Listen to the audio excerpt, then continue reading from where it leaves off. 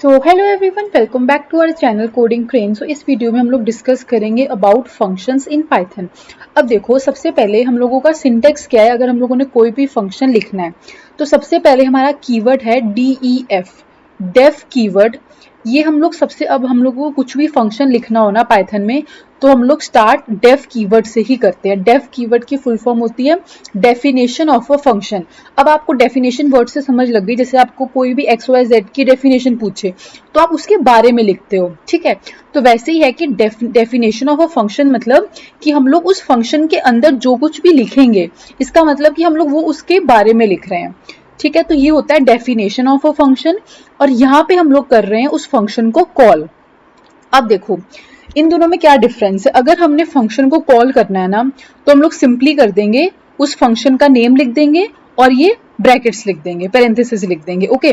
और सिमिलरली अगर हमने फंक्शन की डेफिनेशन लिखनी है तो उसमें हम लोग क्या करेंगे, बस एक डेफ कीवर्ड लिखना है और उसके बाद name, then parenthesis and then colon. इसको बोलते हैं पैरेंथेसिस और ये दो डॉट्स को बोलते हैं हम लोग कोलन। उसके बाद हम लोग जो कुछ भी लिखेंगे ना वो उस फंक्शन की डेफिनेशन के अंदर आएगा, मतलब कि वो उस फंक्शन के अंदर ही आएगा। अब जैसे मैं इस कोड को रन करूंगी ना तो मेरे पास आउटपुट आ जाएगी हेलो फ्रॉम अ फंक्शन। अब देखो, सबसे पहले कंप्यूटर फर्स्ट लाइन में आएगा, वो देखेगा कि अच्छा हमने ये फंक्शन की डेफिनेशन लिखी है, तो वो सिर्फ फर्स्ट लाइन को ही रीड करेगा, अभी वो उसके अंदर नहीं जाएगा, क्योंकि वो उसके अंदर तब जाएगा जब हम लोग फंक्शन को कॉल करेंगे। तो सबसे पहले कंप्यूटर फर्स्ट लाइन में आएगा और उस फर्स्ट लाइन में जो भी है ना उसको पता चल जाएगा कि उसकी डेफिनेशन है, मतलब फर्स्ट लाइन को वो रीड कर लेगा बट उसके अंदर नहीं आएगा। अब ये जो प्रिंट स्टेटमेंट है ये हमने उसके अंदर लिखी है तो वो यहाँ नहीं आएगा। अब नेक्स्ट लाइन में उसको आता है ये। अब जैसे वो ये देखेगा उसको पता चल जाएगा कि हमने फंक्शन को कॉल किया, तो वो इस फंक्शन से कॉल, जैसे उसने देखा वो इस फंक्शन के पास जाएगा और कहेगा कि हमने आपको फंक्शन कॉल कर रहा है, ठीक है। तो हम लोग अब उसके अंदर आ जाएंगे और जो कुछ भी उसके अंदर होगा, अभी इस फंक्शन के अंदर सिर्फ हमने प्रिंट स्टेटमेंट लिखी है एक, तो वो हम लोगों को वहां पे आउटपुट आ गई। अब फॉर एग्जाम्पल मैं इस लाइन को हटा दूं, ठीक है। अगर अब मैं इस रन करूँ ना तो मेरे पास कोई भी आउटपुट नहीं आएगी। देखो, इसमें मुझे कोई एरर नहीं आ रहा बट कोई आउटपुट नहीं आ रही। वो क्यों नहीं आ रही? क्योंकि कंप्यूटर फर्स्ट लाइन के अंदर आया, इस देखा, कहेगा कि ये डेफिनेशन है, तो वो उसके अंदर नहीं जाएगा। वो उसके अंदर तभी जाएगा जब हम लोग उसको कॉल करेंगे। तो अब वो नेक्स्ट लाइन में, उसने देखा नेक्स्ट लाइन में तो कुछ है ही नहीं, तो वो कोड को हमारा जो है वो खत्म हो गया यहाँ पे। तो इसमें कोई एरर नहीं है, बट वो फंक्शन को अगर हम लोग जैसे ही कॉल करेंगे ना तो वैसे ही हमारे पास उसकी वैल्यू जो है वो प्रिंट होके यहाँ पे आ जाएगी, इसलिए हम लोगों को यहाँ पे आउटपुट मिल जाएगा। अब देखो नेक्स्ट कोड, ये एग्जांपल है हमारा। अब उससे पहले आप ये देखो, अब parameter is a variable listed inside the parenthesis in the function definition. अब देखो, ये हमारा फंक्शन की डेफिनेशन है। अब हमने जो यहाँ पे ये वेरिएबल्स दिए हैं ना, इसको बोलते हैं हम लोग पैरामीटर, ओके। और नेक्स्ट लाइन में है an argument is the value that is send to the function when it is called. अब देखो, ये हम लोग वैल्यू दे रहे हैं, ठीक है, तो इसको हम लोग बोलते हैं आर्ग्यूमेंट। तो ये हमारी दो डेफिनेशन है। जो कुछ भी हम लोग फंक्शन की डेफिनेशन में यहाँ लिखेंगे ना उसको हम लोग बोलते हैं पैरामीटर, और जो हम लोग कॉल करते वक्त जो कुछ भी लिखेंगे उसको हम लोग बोलेंगे आर्ग्यूमेंट, ठीक है। तो ये हमारे दो डेफिनेशन हो गई, आपको पता होना चाहिए, ठीक है। इसका कोई मेन रोल नहीं है बट आपको एक पता होना चाहिए ये चीज। अब देखो, इस कोड में हमने क्या किया, इसमें हमने कॉल किया था फंक्शन को लेकिन हमने कुछ इसमें वैल्यू नहीं डाली थी। तो अब इसमें हम लोग क्या कर रहे हैं, अब देखो मैंने आपको क्या बोला कि ध्यान से सुनना आप। जब हम लोग कंप्यूटर फर्स्ट लाइन में आएगा, ठीक है, वो उसने देखा कि यहाँ पे हम लोग फंक्शन को क्या कर रहे हैं, डेफिनेशन है उसके फंक्शन की, तो वो क्या करेगा, अंदर अपने एक नेम का वेरिएबल लिख लेगा कंप्यूटर के अंदर और एक सब्स का वेरिएबल लिख लेगा और उसमें वैल्यू दे देगा 500। बट अभी वो इसके अंदर नहीं जाएगा, वो बस फर्स्ट लाइन में जो कुछ भी है ना वो उसको देखेगा और एनालाइज करेगा और अपने अंदर स्टोर कर लेगा, ओके। अब वो इसके अंदर नहीं आया। अब जब हमने इस फंक्शन को कॉल किया ना तो वो क्या करेगा, अब देखो यहाँ पे हमने नेम दिया, तो वो क्या करेगा, ये जो कोडिंग क्रेन है ना ये इस नेम वेरिएबल में सेव कर देगा। अभी देखो, ये सिर्फ नेम जो है ना ये वेरिएबल है, इसको हमने कोट्स में नहीं लिखा, इसको हमने जस्ट ऐसे वेरिएबल लिखा है। अगर हम लोग कोट्स में लिखते हैं ना कुछ भी तो उसको कहते हैं कि वो हम लोग वैल्यू लिख रहे हैं, बट अगर हम लोग कोट्स में नहीं लिखते हैं तो वो उसको हम लोग कहते हैं कि वो वेरिएबल है, ओके। अब देखो, इस कोडिंग क्रेन को जो हमारा वैल्यू है ना वो नेम वाले वेरिएबल में जाके सेव हो जाएगी। और जो हमारा सबस नेम का एक वेरिएबल है ना उसमें ऑलरेडी वैल्यू हमने पहले सेव करी थी 500, बट हम लोग अब दोबारा जब आ रहे हैं ना, जब दोबारा वो देख रहा है तो वो यहाँ पे देख रहा है कि 1000 है, तो वो क्या करेगा, इस 500 को हटा देगा और उसके ऊपर लिख देगा 1000। ओके अब जब हम लोग इस फंक्शन को कॉल किया तो सबसे पहले कंप्यूटर यही करेगा कि जो वेरिएबल्स है ना उनमें ये वैल्यू सेव कर देगा, और अब वो उसके अंदर आ जाएगा।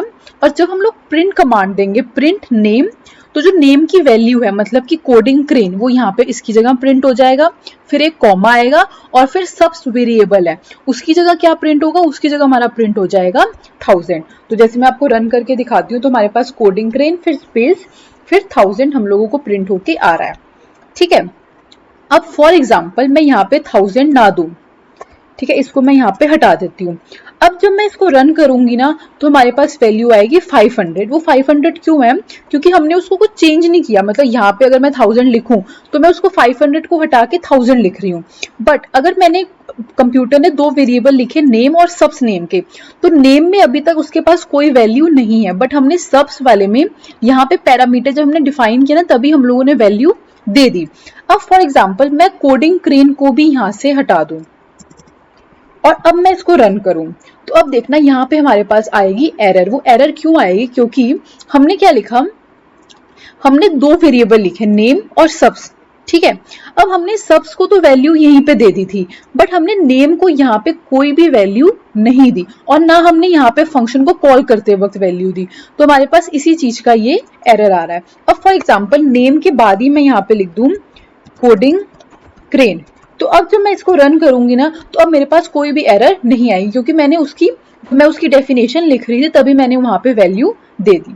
तो आपके पास दोनों तरीके, अगर मैं फॉर एग्जांपल यहाँ पे इसको हटा दूं और 500 को भी मैं यहाँ से हटा दूं और यहाँ पे मैं वैल्यू लिख दूं कोडिंग क्रेन, फिर यहाँ पे कॉमा, फिर 1000, तो यहाँ पे जब मैं रन करूंगी तो यहाँ पे मेरे पास यही वाली वैल्यू आ गई।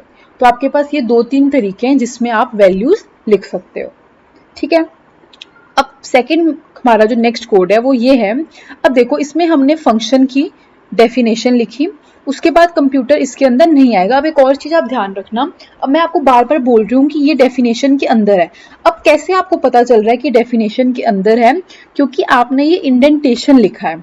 जब आप कोलन लिखोगे ना, जैसे आप अपना अगर प्रैक्टिस कर रहे हो कोड, आपने कोलन लिखा, फिर जब आप एंटर दबाओगे ना नेक्स्ट लाइन के लिए तो वो यहीं पे आएगा, वो यहाँ पे नहीं आएगा।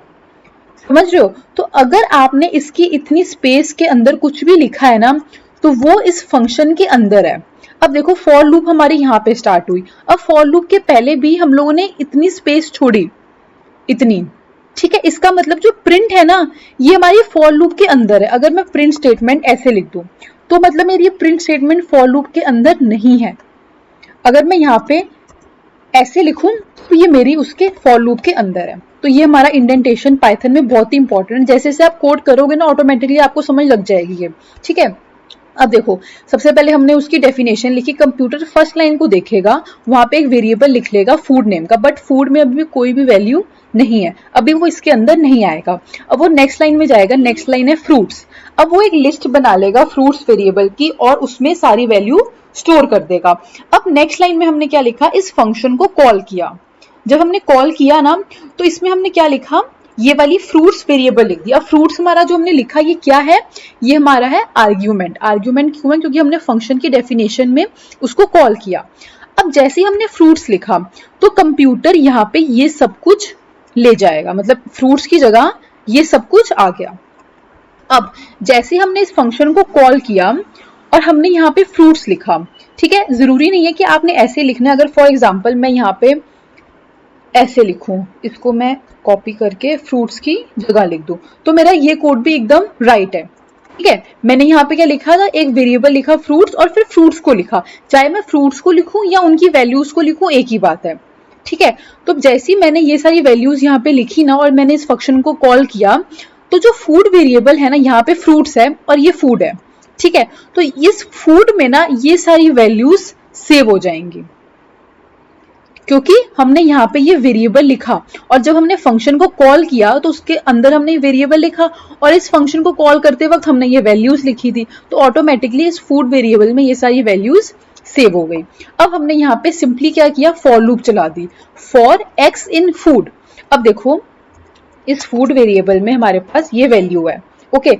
अब फॉर एक्स इन फूड, अब आपको पता है हमने फॉर लूप जब की थी तो एक एक करके हमारे पास वैल्यू आएगी। तो सबसे पहले एक्स में क्या होगा, एप्पल, फिर हम लोग फॉर लूप के अंदर आएंगे और प्रिंट कर देंगे एक्स, मतलब कि एप्पल को प्रिंट कर देंगे। अब हम लोग फिर फॉर लूप पे जाएंगे और फॉर लूप कहेगा नेक्स्ट एलिमेंट दो, तो अब एक्स के अंदर क्या होगा, बनाना, और वो प्रिंट कर देगा बनाना।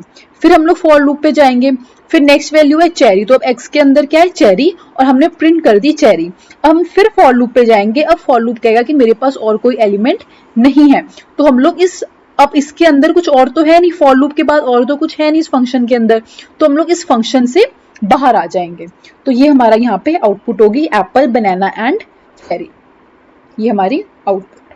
ठीक है, आप इसको ऐसे भी कर सकते हो, और अगर आप इसको फ्रूट्स को यहाँ पे अगर आप फ्रूट्स को लिखना चाहते हो तो आप ऐसे भी करोगे तो आपके पास सेम ही आउटपुट आएगी।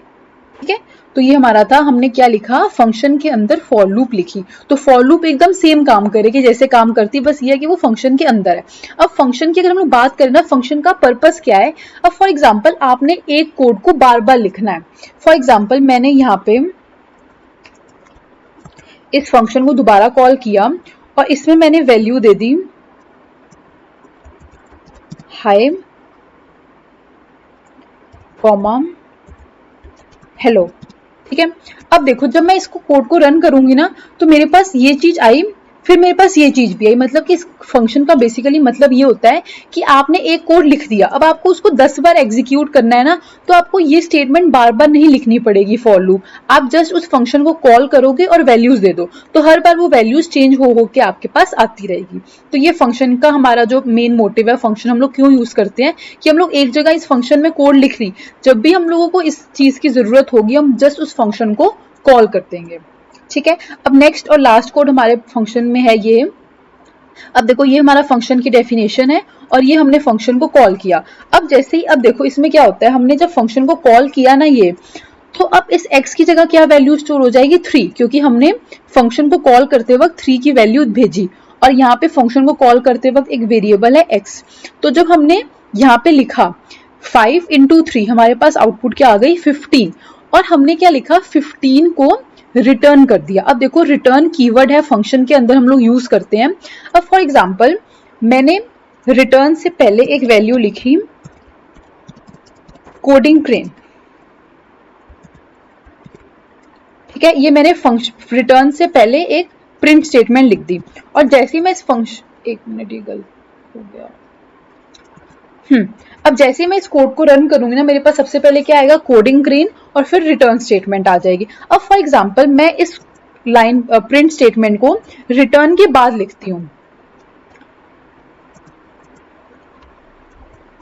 मैंने ऐसे लिखी। अब अगर मैं इस कोड को रन करूंगी ना तो मेरे पास ये प्रिंट स्टेटमेंट की वैल्यू नहीं आएगी। मैं आपको इससे ये बताना चाह रही हूँ कि जैसी कंप्यूटर रिटर्न देखेगा ना, तो वो रिटर्न देखते ही इस पूरे फंक्शन से बाहर आ जाएगा। मतलब रिटर्न के बाद कुछ भी हो ना, वो हमारा एग्जीक्यूट नहीं होता। अगर मैं यहाँ पे 10 प्रिंट स्टेटमेंट लिख दूं ना रिटर्न के बाद, तो वो मायने ही नहीं रखती, क्योंकि रिटर्न कीवर्ड जैसे ही हमने लिखा ना, कंप्यूटर उसके जो साथ में हमने वैल्यू लिखी उसको एग्जीक्यूट करेगा और इस फंक्शन से बाहर आ जाएगा, वो इस प्रिंट स्टेटमेंट को देखेगा भी नहीं। ठीक है, तो रिटर्न कीवर्ड हमेशा आपने फंक्शन में जब लिखना है ना तो एंड में लिखना है। तो ये कोड का आपको बताने का मतलब था इस रिटर्न कीवर्ड के बारे में बताना। ठीक है, तो ये हमारा फंक्शन के बारे में है। अब जैसे जैसे आगे हम लोग कोड करेंगे ना तो हम लोग फंक्शन को यूज करेंगे, वैसे वैसे आपको क्लियर होता जाएगा। ठीक है, अगर आपको स्टिल कोई भी डाउट है तो आप कमेंट सेक्शन में कमेंट डाउन कर सकते हैं। Thank you.